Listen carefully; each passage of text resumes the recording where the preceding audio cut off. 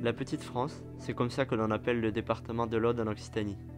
Cette appellation trouve ses origines dans une géologie et des problématiques typiquement françaises, un territoire rural aux paysages multiples. Combinant des climats à la fois méditerranéens et montagneux, l'Aude reste avant tout un territoire agricole. Le département dispose de 64 000 hectares de vignes en production, mais aussi de nombreuses et grandes cultures. Un problème se pose, celui de la qualité des sols.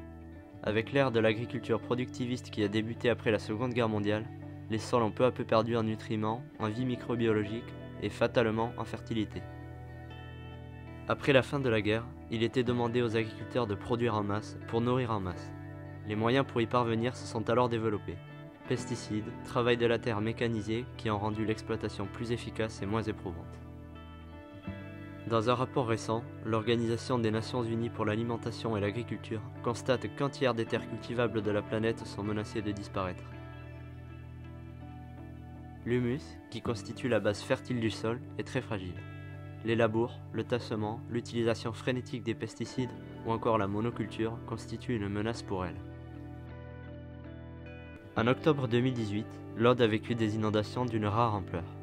Elles témoignent de l'urgence écologique. Beaucoup d'agriculteurs dont les sols étaient fragiles ont vu leur humus couler dans les rivières. Des enquêtes ont montré un écoulement d'arsenic dans la nature suite à la catastrophe, ce qui a provoqué une pollution de l'eau et des terres.